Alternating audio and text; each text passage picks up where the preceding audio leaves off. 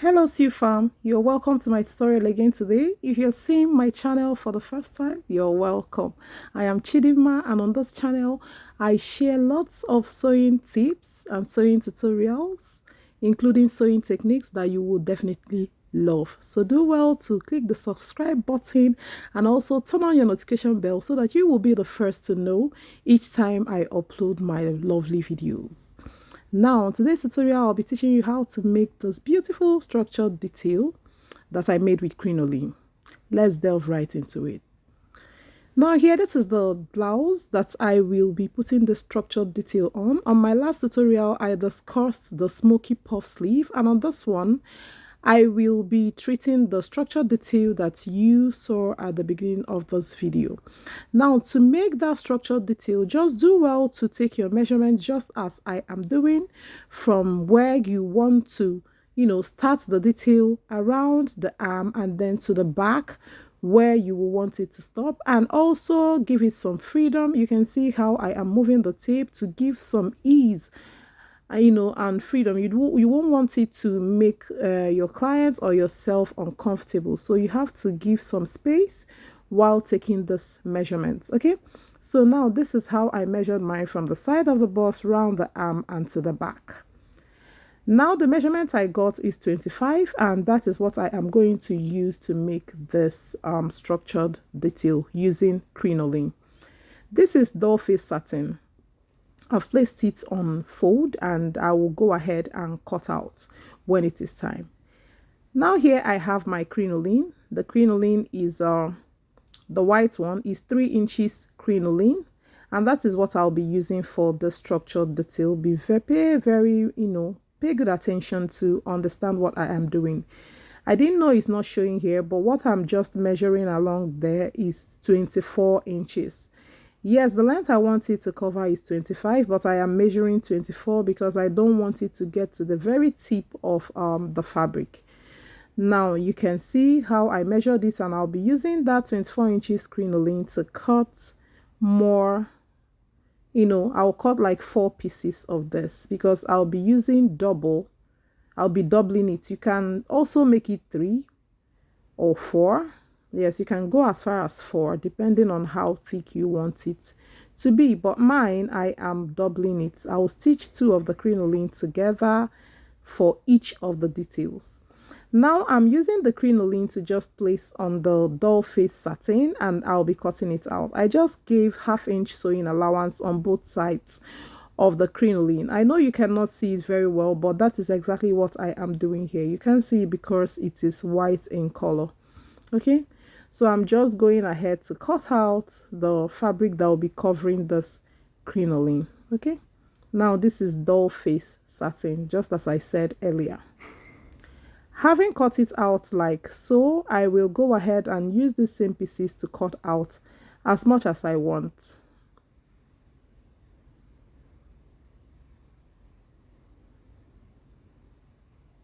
That is just what I'm doing here. I'll cut out 4 pieces of this doll face satin. Okay,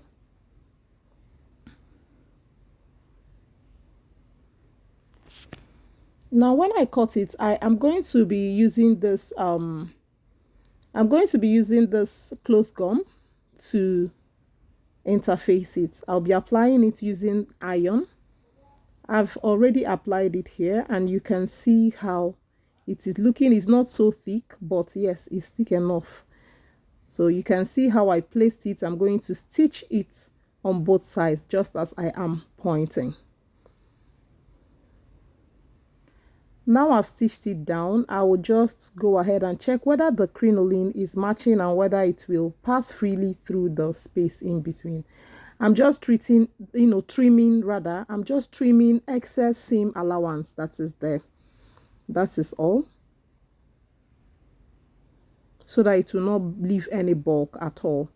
I left very little seam allowance for obvious reasons, so that I'll be able to pass the crinoline freely, and so that there will be no bulk on that part.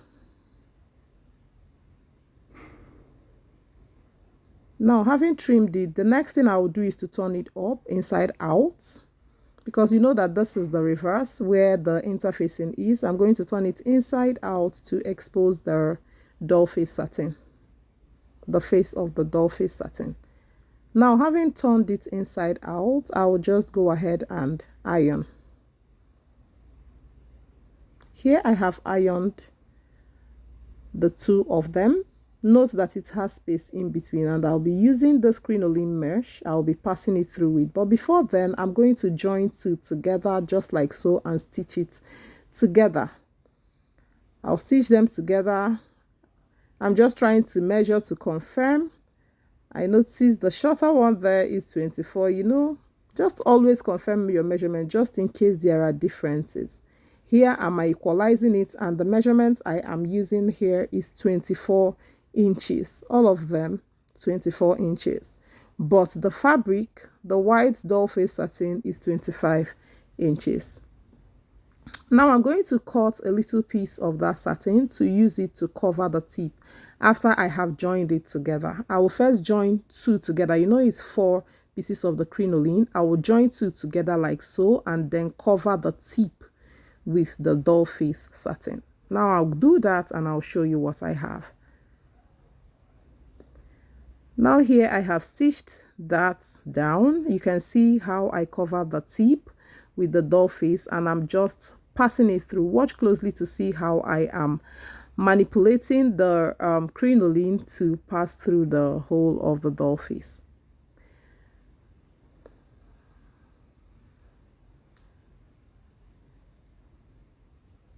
Now this is what I have. You can see how it is rhyming perfectly with the doll face satin, and you can see what I have. Do well to, you know, make your crinoline 3 pieces or even 4 pieces if you wish to.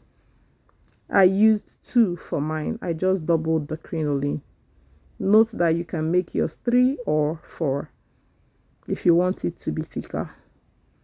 Now this is what I have. You can see how lovely it's looking. I'll go ahead and iron it, then I'll show you what I have.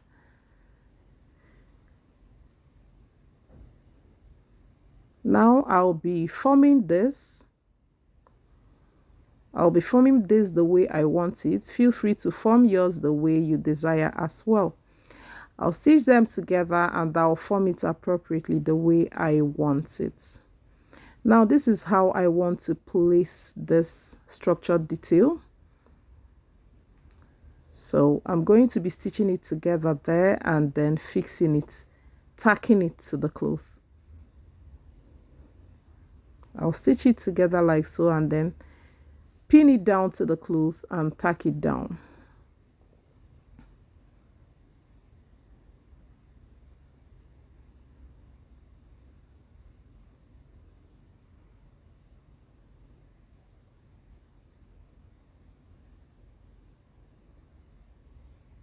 You can see how free it is on the arm. It's not looking tight.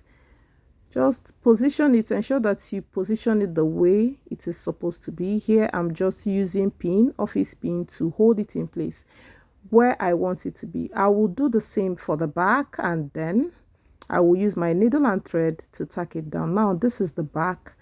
I will use the same method. I will just use my office pin to pin it down.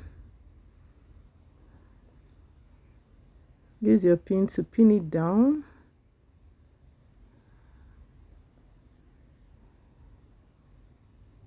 Beautiful.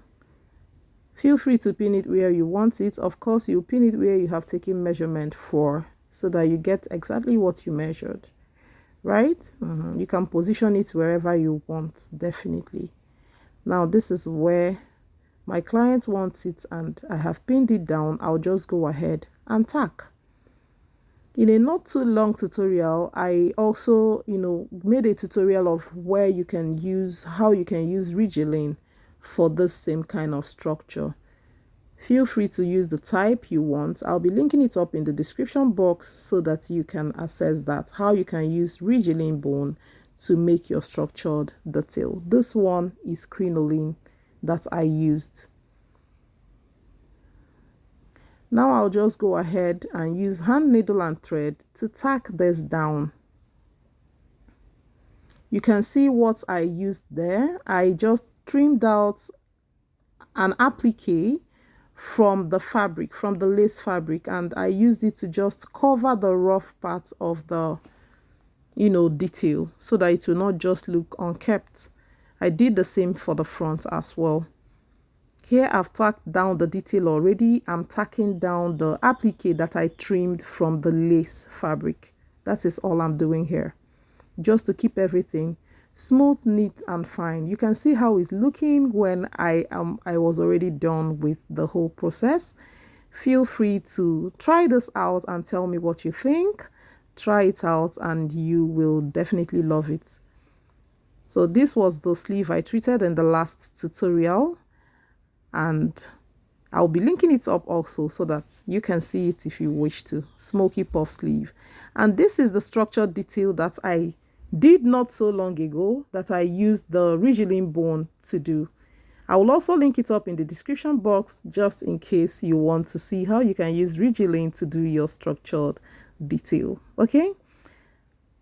And this is the one we just did now. So beautiful and lovely. If you love this tutorial, do well to give it a thumbs up, like, comment, share. Let me know what you think. That is how I know you are enjoying the video, and that is how I get even more encouraged to do more. Try it out and let me know what you think. I will see you in my next one. Bye. Love you all.